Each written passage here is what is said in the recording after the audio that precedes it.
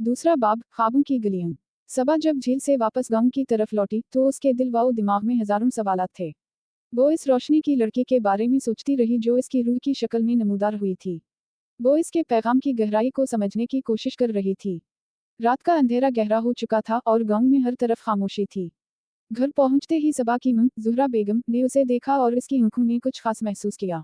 सबा बेटी, आज तुम्हारी आंखों में एक अलग चमक है। सब खैरियत है? ज़ुहरा बेगम ने नरमी से पूछा। सबा ने कुछ लम्हों के लिए खामोश रहकर सोचा कि क्या वो अपनी मां को सब कुछ बता दे। लेकिन फिर इसने फैसला किया कि अभी इसके सफर का आगाज ही हुआ है और उसे पहले खुद समझना होगा कि इसके साथ क्या हो रहा है। हाँ अम्मी, सब ठीक है। बस आज जंगल में ज्यादा देर हो गई। सबा ने मां की फिक्र दूर करते हुए कहा। रात के खाने के बाद सबा अपने कमरे में जाकर बिस्तर पर लेट गई, मगर नींद इसकी आंखों से कोसों दूर थी। इसकी निगाहें छत की तरफ थीं और दिमाग में वही रोशनी की लड़की और इसके अल्फाज गूंज रहे थे। आखिरकार वो नींद की आगोश में चली गई। इस रात सबा ने एक अजीब सा ख्वाब देखा।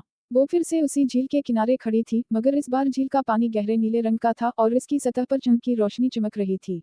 वो रोशनी की लड़की दोबारा नमूदार हुई, मगर उस बार इसके साथ 3 और रोशनियां थीं, जो मुख्तलिफ रंगों में थीं। सबा, रोशनी की लड़की ने कहा, ये 3 रूहें हैं जो तुम्हारे सफर में तुम्हारी मदद करेंगी। ये हवा, पानी और जमीन की नुमाइंदा हैं। उनके साथ तुम्हें अपनी ताकतों को बेदार करना होगा।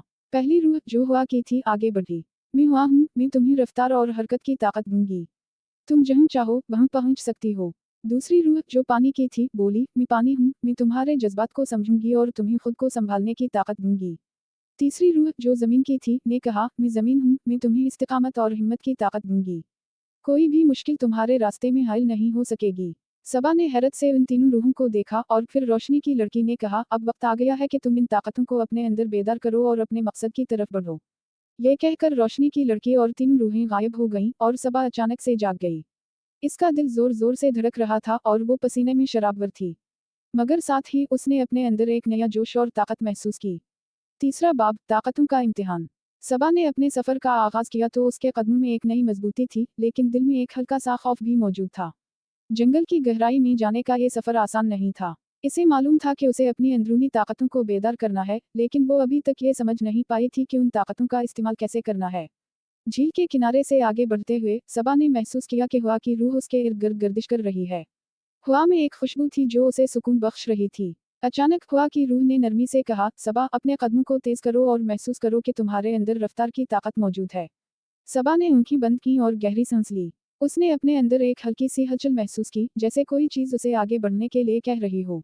वो तेज चलने लगी और हैरत की बात यह थी कि उसे जमीन पर कदम रखते वक्त बिल्कुल भी वजन महसूस नहीं हुआ। वो हवा की मानिंद हल्की और तेज हो गई थी। थोड़ी देर बाद उसने खुद को झील से काफी दूर पाया, जहाँ एक तंग वादी थी। सबा ने फौरन आंखें खोलीं और अपने अंदर की ताकत को महसूस किया।